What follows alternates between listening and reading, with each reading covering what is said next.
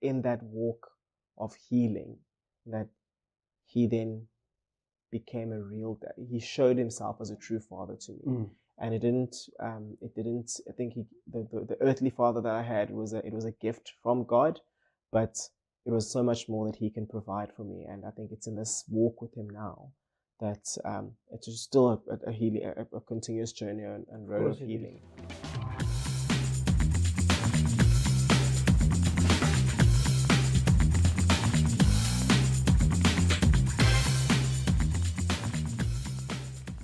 Hello, James. Welcome to another episode of our podcast here. And today we've got Nicky Lurwengu here with us in the podcast, and we're gonna listen to a little bit of his journey and his story. And what a phenomenal story! And I've been walking a road with Nicky and building a relationship with Nicky for the last, Nicky? Is it 10 years? Just 2013, I think I joined. So we know one another a little bit, and just a tad, eh? And yeah, I'm just gonna just ask Nicky a couple of questions that relates to just his journey of how he's walked through some things in his life, and even recently that is in line with our theme this year of being connected and working through our emotional health. And Nicky's got an amazing story to tell. So, Nicky, just introduce yourself, and then I want you to just tell us a little bit about, where you come from, and what was life like for you as a young Zulu boy. Zulu boy. Shaga, I'm joking. There we go. No, I think I'm from, I don't think I know. I'm born in Durban, moved to Durbanville in 2006. It was a bit of a journey to get to Durbanville. There was a period I lived in Durban, there was a period I lived in Pietermaritzburg for a little bit.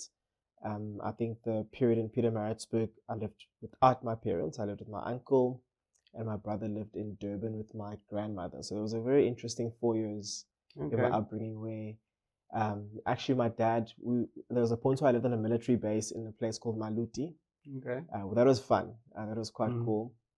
But then he bought a house in Pietermaritzburg. Literally the month or so after he bought the house in Pietermaritzburg, he got transferred to Worcester.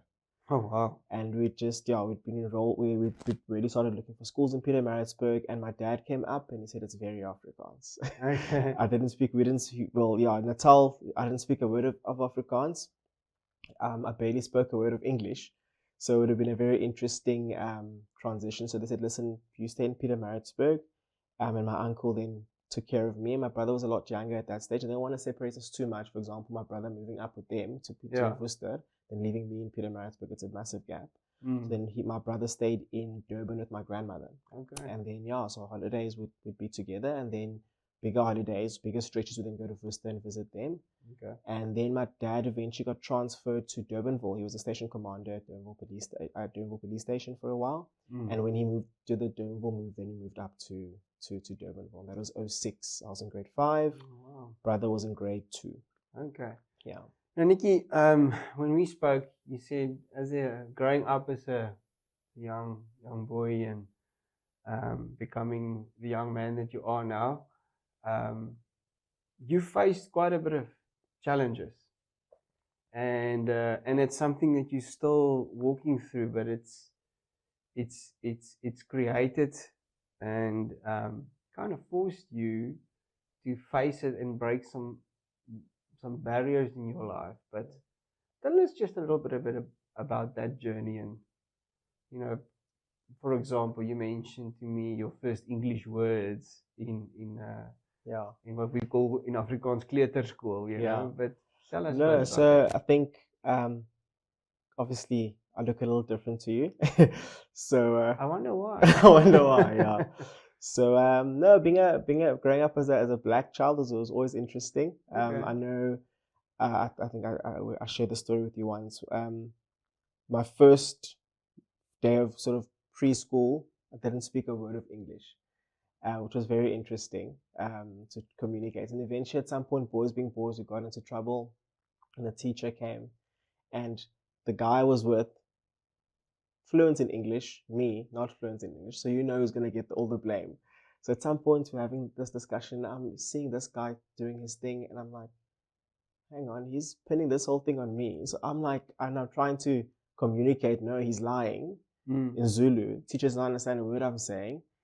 And I'm just like, yo, this is going patient. I just start speaking Zulu to the lady. And I'm like, and then he says to me, or he looks at me and goes, you're lying. Because he understands me and he understands her. So I then put 2 and 2 together that you're lying means unamanga in Zulu. So I then start saying, you're lying. And that was basically my first English words, you're lying. That's also when you decided to become a lawyer. Exactly. I was like, I gotta defend, fight for justice. Sure, that's a trauma actually. Oh, this is a therapy session. I just established when I decided to become a lawyer. Yeah. So no, and then it sort of moved from there, because then obviously moved to Pietermaritzburg with my uncle. That was a rough one. I think he gave me everything that I needed, but I always had this feeling that you're a burden. Here's this man who doesn't have to take care of you, but now he's taking care of you. And obviously it was it was projection. It wasn't the case, because he gave me everything. And today we've got one of the closest a very close relationship. I think we'll chat about my father a little bit later, but he's like a second father figure to me. Yeah. And yeah, so that was a lot for me. And then obviously when I eventually moved, it's like, I think it's a bag you walk with, and you just add stuff in.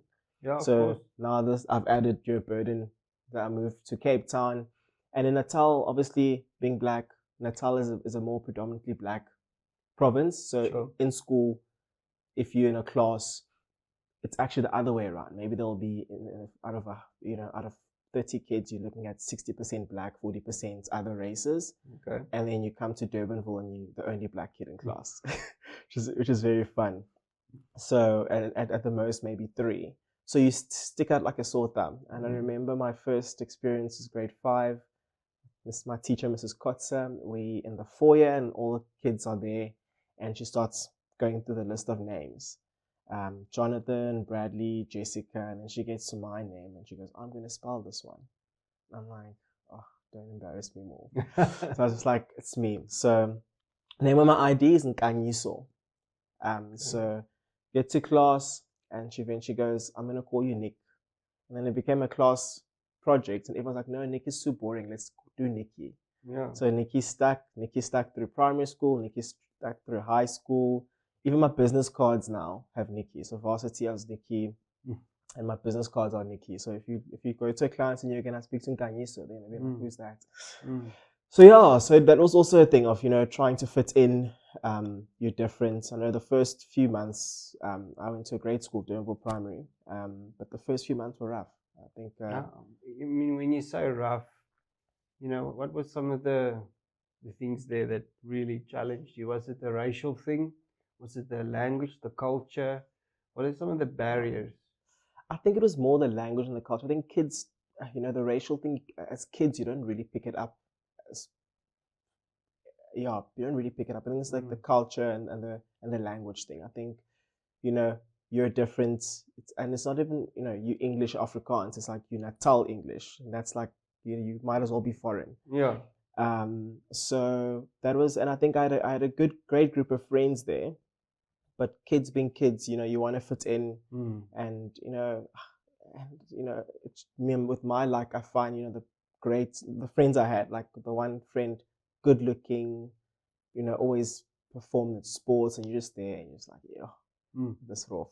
Yeah. It's like, what do you bring to the table? So you always had to feel that you always had to overcompensate, and it sort of obviously played itself out in many different ways. Yeah. So you've grown up, you've faced these sort of challenges, fitting into a new culture. You're in Cape Town, and then you grow up, and I always say to you, it's when I look at you, you're somebody that just breaks down stereotypes. you know, you can read a room so well. You love Afrikaans music.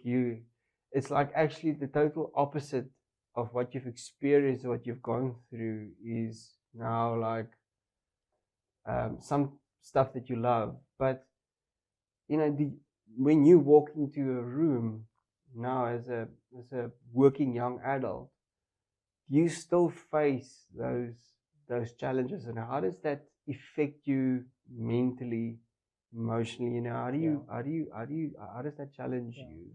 I had an experience at the moment when it happened, flew right over my head. But years later, I think through my sort of when I started walking with you, I think the penny dropped. I had a few friends over, and obviously Nicky was the name. And when I think I also it must have been an experience for my parents who sent me to school the one day, sent Nkanyiso to school, and then and then it's and Nicky comes home. So, but yeah, my dad still referred to me as Ganyi, so he never called me as Nicky. Sometimes my mom will call me Nicky in front of my friends.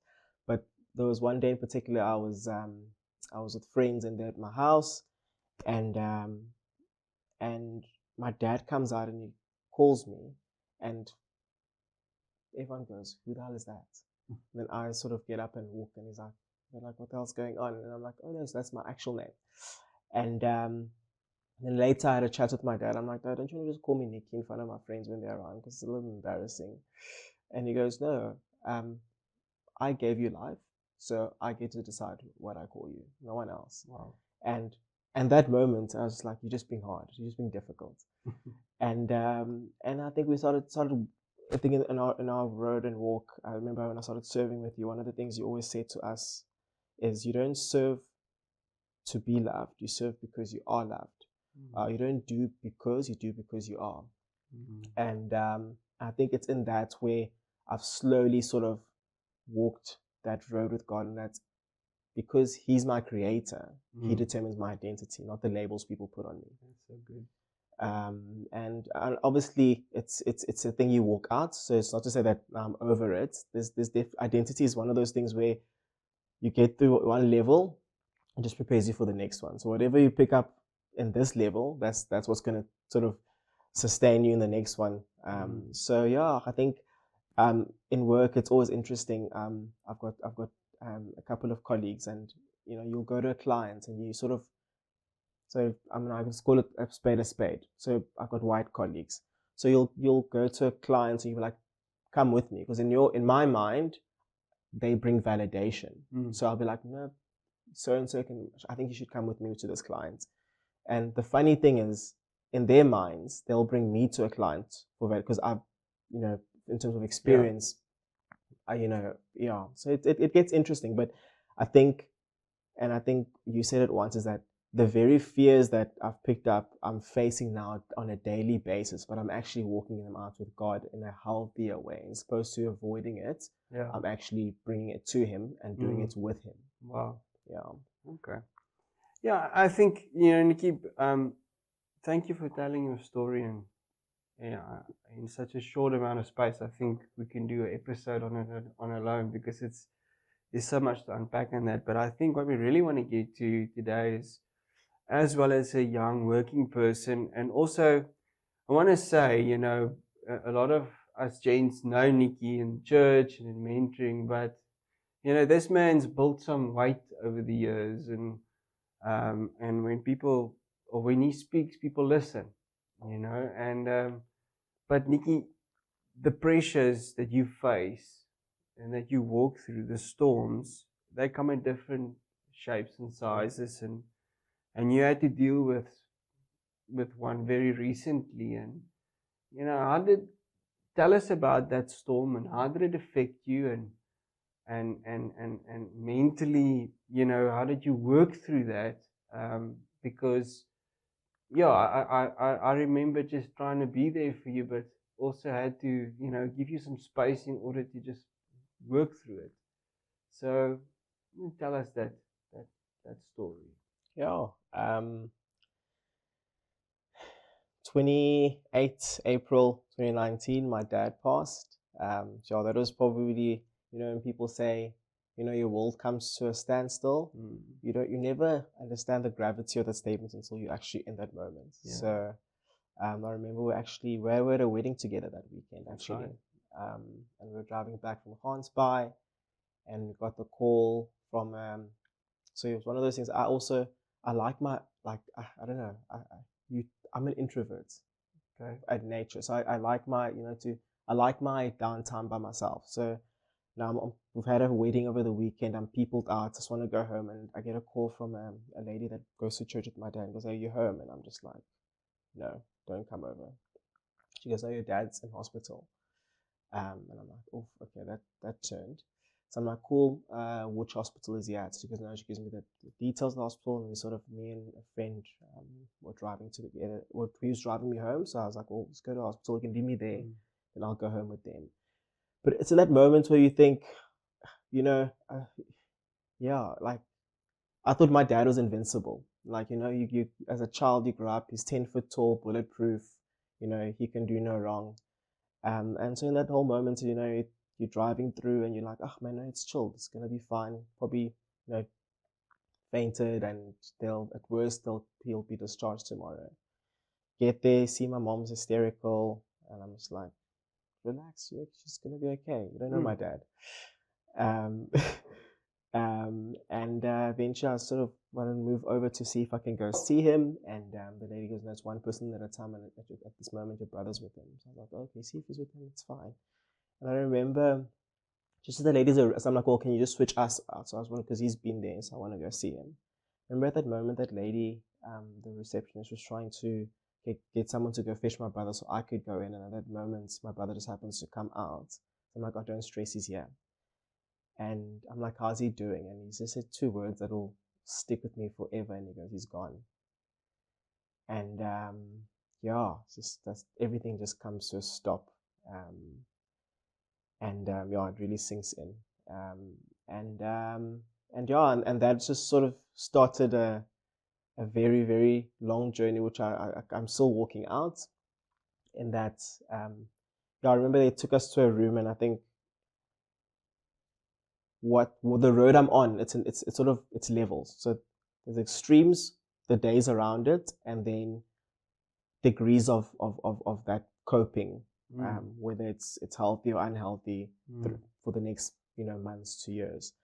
Because I remember they took us to this care room where family would sit, and I was like, "There's no way I'm sitting in that room with people," because in that moment I wanted to be outside of the situation. I wanted to escape the situation, because if I wasn't in it and there's no one reminding me of what was happening, for a moment I could be like, "You know what, you're going to wake up and this is going to be all a dream." Yeah. But while you're at it and everyone is sort of reminding you what's happening, you don't have that gap to escape out of it, to withdraw from it. So I remember sitting I was a big Grey's Anatomy fan, I still am.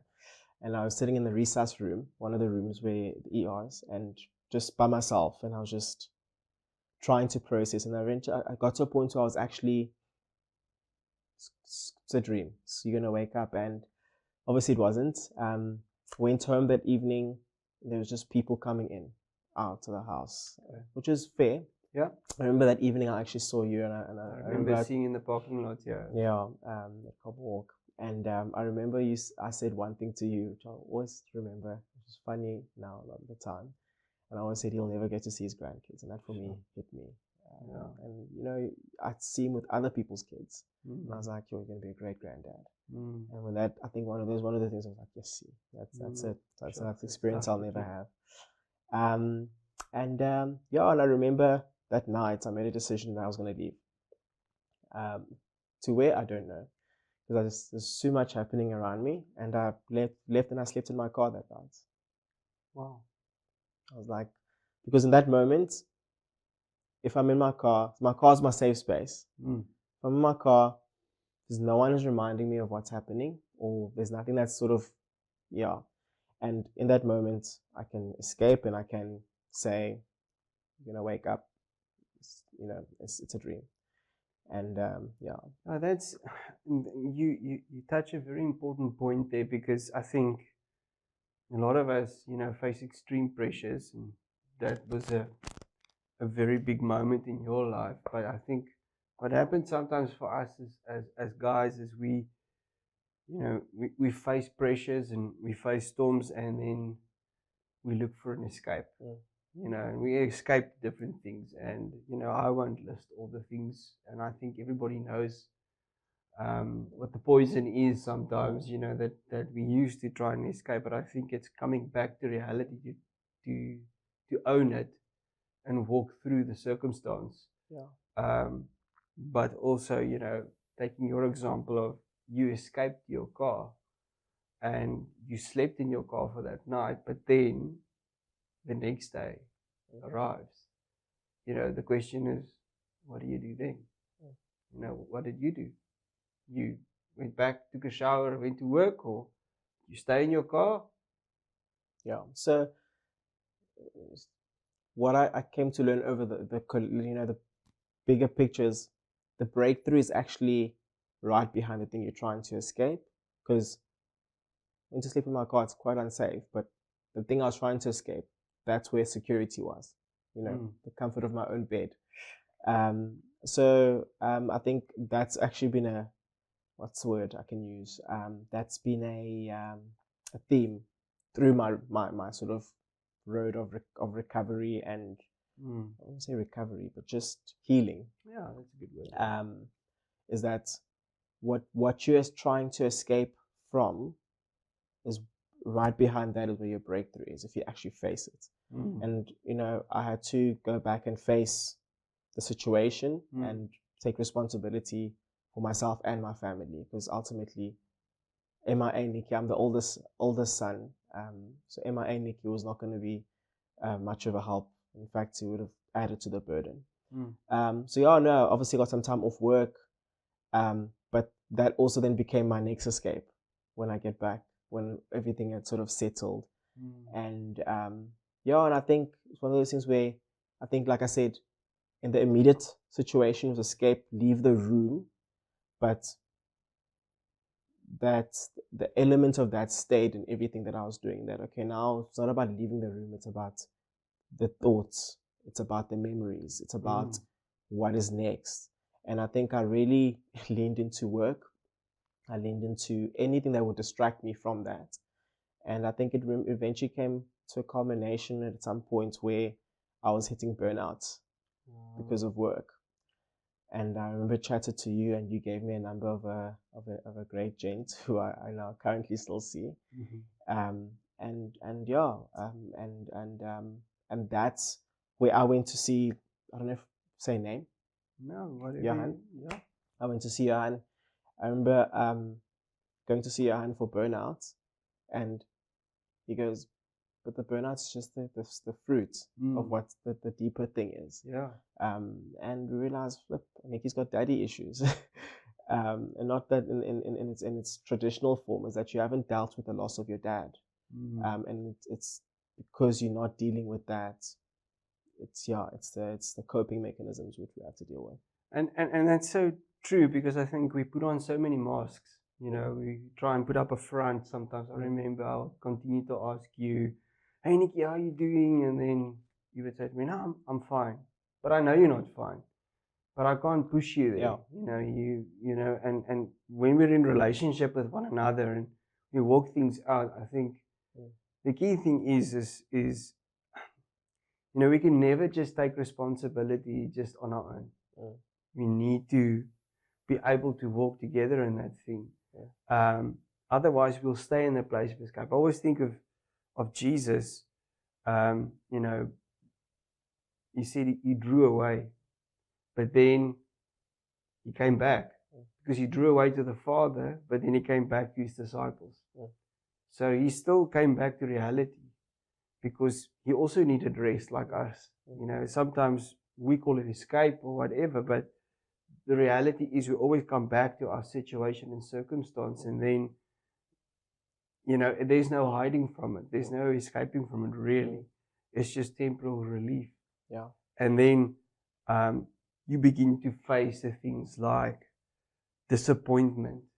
You run, like you say, you run through all the memories and the things in your mind, and you think to yourself, what mistakes did I make? Could I have spent more time?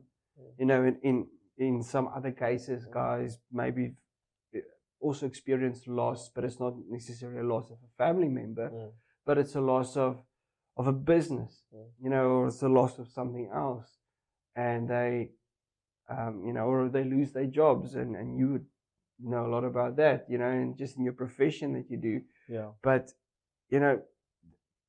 it's tough because you have to manage yourself and be kind to yourself in that situation. But if you look back now in your life, what are some of the things that you would say is one of the biggest things that you've got to walk through now, as an adult, going through all those different experiences you had, like you grown up, losing your dad, being your idol, your hero, who's Nicky now, with God, because you've shown tremendous growth over the last couple of years, because you've taken responsibility, but you've also made mistakes. You've also felt and experienced and walked through disappointment. But what was the turning point for you, almost, where you feel like, what, I need to walk this out. I can't run from this. I think a big one was the labels. So I think it stems from the what's the word, proverbial bag that I was talking about, just adding the stuff, the weight. Hope that's the right use of that word. The labels that I'd picked up, you're not good enough, you're different, and you don't fit in, you don't belong. And, and then you get the labels. So you put your own labels on yourself and you get the labels from the world. And I think, being different, it's not, we're all different. I think you get the label of black man put on you, which is, I think that's one of the things I loved about my dad is he didn't raise me to be a black man, he raised me to be a man. There we go. And that's something I always, will sort of put over to my kids as well, is that I think we're created in God's image, and you're a man. And as a man, you have a role to fulfill, and God's put a purpose on your life, and you've got to walk that out. Sure. And so that was the one thing. So the one turning point for me was where you can sit and it can sound harsh. You can feel sorry for yourself. Feel sorry for myself. Be like, yeah, this and that. But it's okay. What's God put in your hand now, and what are you going to do with it? And what am I going to do with it? And then when I started that was the one part. And the second part, when I started, dealing with the stuff with my therapist, I was retrospectively mourning the loss of my dad. And because I was dealing with the retrospective, what I had, and I was dealing with what he was, and I was just, sort of finding my comfort in that space of, okay, this is who he was, this is what he did for me, and let me just sort of be in these memories. I was missing out on God the Father, and the example that he, and the role that he plays in my life.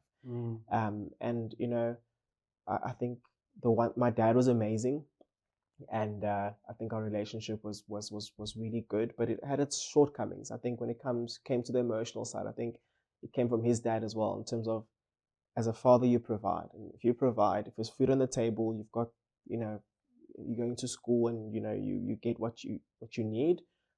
I've fulfilled my role in that, and I honor him for that. But there was an emotional element which I would have loved to be there. But then what happened with me is I then projected that onto God. There was I then felt that with God, he just provides, but he's not there for you emotionally. And I think it's with walking that out with God, and with the help that I sought, is that, God completes. He's perfect. And and yeah, I think it's getting to a point where I don't assign the image of a father that I had for my dad to God, and yeah, and I think it got to a point where in that walk of healing, that he then became a real dad. He showed himself as a true father to me. And it didn't I think the earthly father that I had was it was a gift from God, but it was so much more that he can provide for me. And I think it's in this walk with him now that it's just still a healing, a continuous journey and road of healing. And it's a long road, and there's a lot of stuff that I still have to deal with. And I think yeah, I think that's where I'm at the moment, and that's what I've sort of learned in that journey, and that's who God the Father is, and you know, the things that I've gone through, which I didn't really assign to him, but how he was faithful to me in those things, and in those spaces.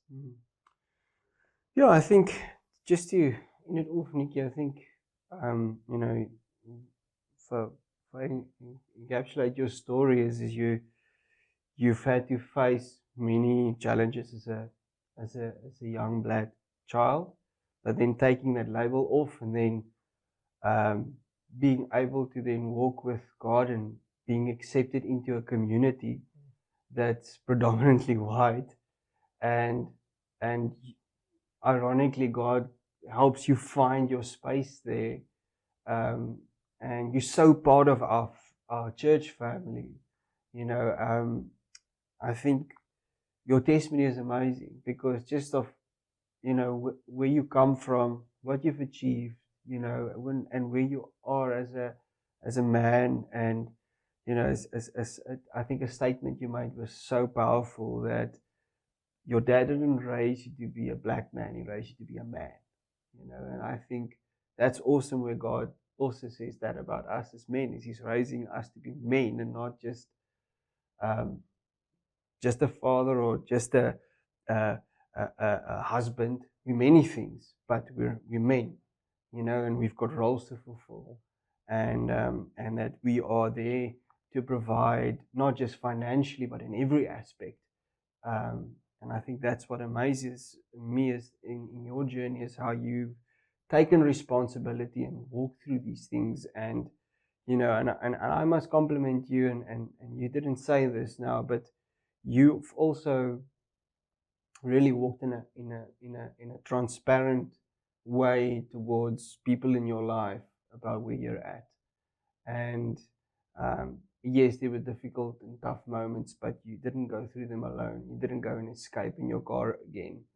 You know, you spoke to us. You know, you spoke to those people, and I want to thank you for sharing just a short part of your life with us today. And I want to encourage you guys, you know, that there's a lot of pressures and stuff that you face in life that can affect you mentally, emotionally. You know, for Nicky, it was experiencing a loss, but you know, there's different things that pressure your life. But I want to say to you that that you have to understand that we can't escape our situation and not come back and take responsibility. And that's what I take out of your story today, Nicky, is that you've taken up the responsibility. You're not there where you want to be, but you are willing to walk through it. And you know what? That is faith. Faith is walking. Faith is choosing to go through what you need to go through, and not shying away from the most uncomfortable, difficult conversations, or facing the uncomfortable in a courtroom, you know, or wherever, and not being intimidated by, you know, by culture or by anything that happens.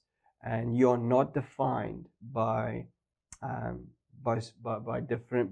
opinions, mistakes, or where you've been. And so, and I want to encourage you guys, you know, what out of Nicky's story, take something out of it where you do some introspection, and in your groups explain maybe what is your escapes, what are some of the things that you are trying to escape from, which you actually need to pick up and walk through and take responsibility for, and with God, and say, God, how do I walk through this? How do I confront this in my life so that I can become healthy?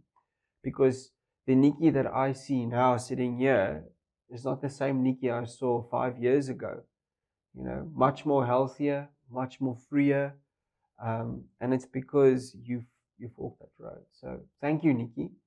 Appreciate it. And guys, thank you for joining us on this podcast. We appreciate it. And I want to encourage you to pray for one another, walk with one another, and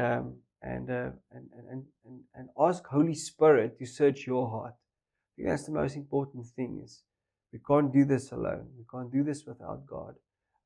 So if we do have a place of escape, if we do want to draw away, allow the Holy Spirit to lead and guide us, and then allow Him to walk us through the reality of the pain and the uncomfortability sometimes we face in the storms of life. So thank you for joining us, and we'll see you next time. Thanks, Eddie.